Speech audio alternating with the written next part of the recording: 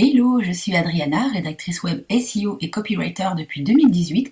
J'ai créé mon entreprise La Plume d'Adriana en 2021. Au quotidien, je développe la communication digitale des entreprises que j'accompagne avec le savoir et le savoir-faire qu'imposent les moteurs de recherche sur le web pour faire la différence. Plumania aborde l'entrepreneuriat avec une vision à 360 degrés. Vous souhaitez inspirer votre business pour développer ou affiner votre stratégie en entreprise? Seul ou en compagnie d'entrepreneurs inspirants, je vous fournis les clés pour écouter vos ambitions. Les épisodes répondent à des problématiques ciblées avec des solutions efficaces pour une mise en place rapide dans votre business. À présent, prenez place et let's go pour le démarrage de ce nouvel épisode. Enjoy! Hello tout le monde, bienvenue dans ce 4e épisode. Je souhaite aborder aujourd'hui une thématique qui résonne ces derniers mois chez de nombreux entrepreneurs et auprès d'un nombre important d'entrepreneuses. Il s'agit du burn-out en entreprise. Cette thématique prend de l'ampleur ces dernières années en France, tout comme à travers le monde, et pourtant il s'agit d'un mal encore trop méconnu, à savoir que le burn-out serait reconnu par les professionnels de santé depuis seulement quelques années. Il n'empêche que ses conséquences peuvent être plus ou moins graves selon chaque personne et ses propres ressentis. C'est pour cette raison qu'il me semble important de poser des mots sur le burn-out pour aider les personnes qui en souffrent et surtout leur permettre d'aller de l'avant. Cette thématique vous intéresse par curiosité ou par nécessité à titre personnel ou pour soutenir l'un de vos proches, dans cet épisode, mon objectif est d'aborder le burn-out en entreprise de façon décloisonnée. Pour résumer les points stratégiques de ce podcast, je développe le burn-out autour de 5 temps forts. En premier lieu, je vous fournis la définition du burn-out de façon simple. Vous découvrez ensuite les raisons qui mènent un entrepreneur ou une entrepreneuse au burn-out. J'évoque également de la même manière les raisons qui favorisent la survenue du burn-out auprès des salariés d'entreprise. Par la suite, je mets en lumière les facteurs de risque d'épuisement physique et émotionnel. Pour faire un tour global de cette vaste thématique, vous obtenez les signes annonciateurs qui permettent de détecter un burn-out. En finalité, le moment sera venu de passer à l'action avec le développement des 3 étapes qui permettent de s'en sortir. Avant de démarrer, je précise que le choix de cette thématique m'a énormément inspiré en novembre 2021.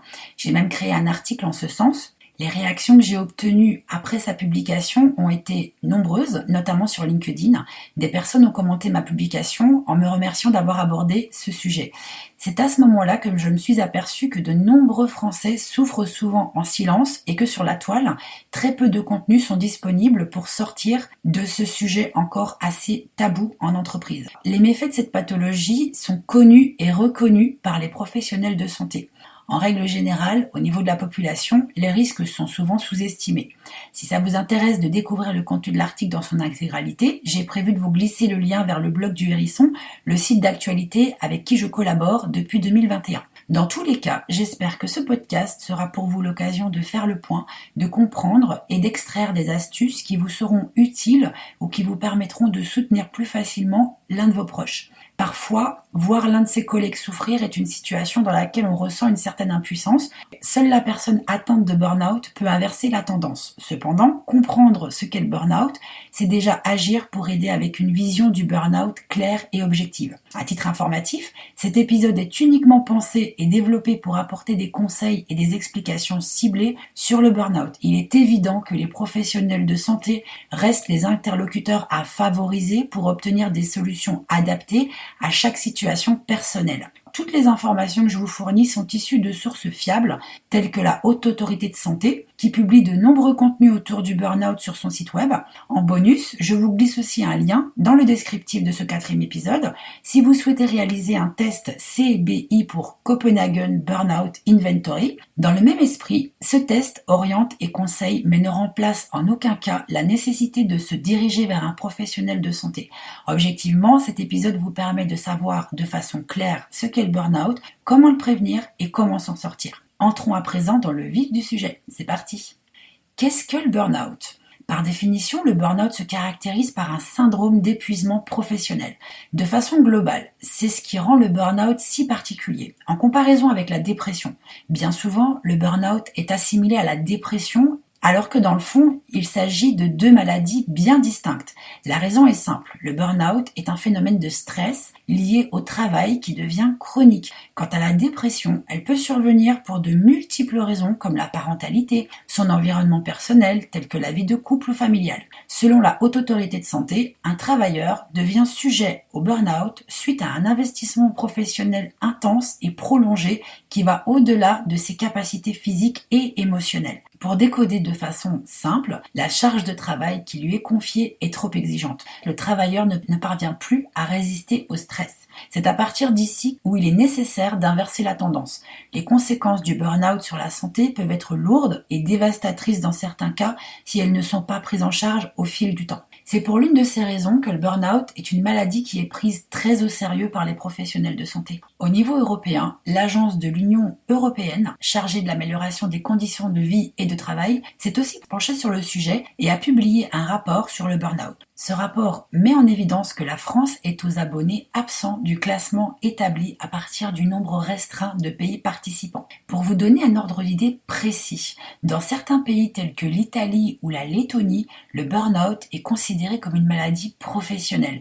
Néanmoins, le développement de cette reconnaissance est loin d'être une généralité. En matière de prise en charge des maladies liées à une activité professionnelle, la recherche de la juste reconnaissance reste encore relativement aléatoire malheureusement. En tant qu'entrepreneur ou entrepreneuse, on a souvent l'occasion de constater que la vie d'un salarié ou d'un chef d'entreprise peut être rythmée par le stress et les pressions quotidiennes. Peut-être pas à titre personnel, mais on a tous quelqu'un dans son entourage qui est sous pression régulièrement ou en permanence. C'est à partir d'ici qu'il est essentiel de réagir pour prévenir ou surmonter le burn-out, si néfaste pour la santé. À partir de cette définition et de ce constat, c'est tout naturellement qu'arrive la deuxième partie de ce podcast. Pourquoi fait-on un burn-out ? Il s'agit d'une vaste question.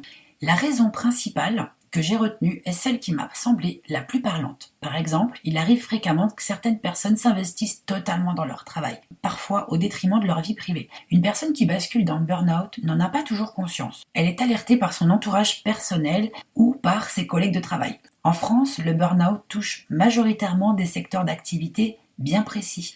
Dans ces secteurs d'activité, les facteurs de risque augmentent de manière considérable par la pratique d'un métier spécifique. Dans cet ordre d'idées, les secteurs d'activité professionnels qui favorisent un épuisement physique et émotionnel sont par exemple le secteur de la santé. Il est évident qu'au vu de la conjoncture actuelle, les médecins, infirmières, aides-soignants peuvent subir un stress permanent. Ces professionnels de santé ont pour mission de sauver des vies et de soigner les patients. C'est ce niveau de responsabilité qui augmente fortement la charge mentale. Les professions de l'enseignement sont d'ailleurs également sujettes au burn-out. On peut sous-estimer parfois les charges émotionnelles supportées par ces fonctionnaires et elles sont pourtant bien réelles. Les secteurs de l'aide à la personne également, qui peuvent manquer de ressources disponibles pour accomplir les tâches quotidiennes.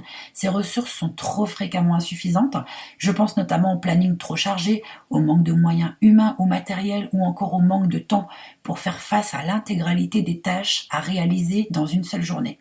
Et enfin, les secteurs d'activité qui mobilisent des salariés avec des valeurs professionnelles engageantes, telles que les agents de la fonction publique, l'État demande aux militaires, policiers, pompiers de fournir un investissement personnel très exigeant. Leur vie est engagée au quotidien pour protéger les citoyens au détriment de la leur. Pour ces secteurs d'activité spécifiques, le phénomène du burn-out s'explique principalement par la vocation que porte le métier de l'individu atteint par cette pathologie. Au-delà du fait que le salarié choisisse de se diriger vers cette voie professionnelle, le stress qui découle de son travail est juste démesuré. Le travailleur s'implique à chaque instant pour mener à bien ses tâches, pour défendre des causes définies. Il ressort aussi que nous les femmes sommes plus sujettes au burn-out. Et oui mesdames, la charge quotidienne que certaines femmes supportent va souvent bien au-delà de leurs capacités. La gestion de la vie de famille qui se cumule à la vie professionnelle devient parfois difficilement supportable.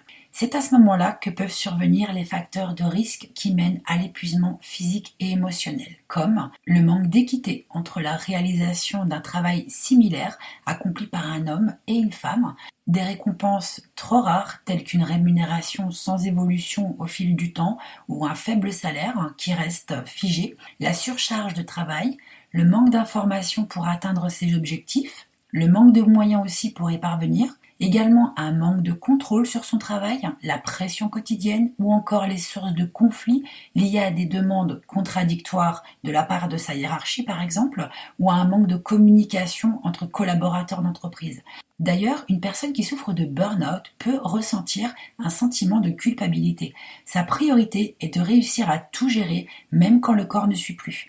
Dans cette optique, l'angoisse et l'épuisement physique surviennent lorsque cette personne ne parvient plus à gérer son travail et à supporter le quotidien. Pour info, il existe une pathologie qui est dotée d'une connotation assez similaire au burn-out.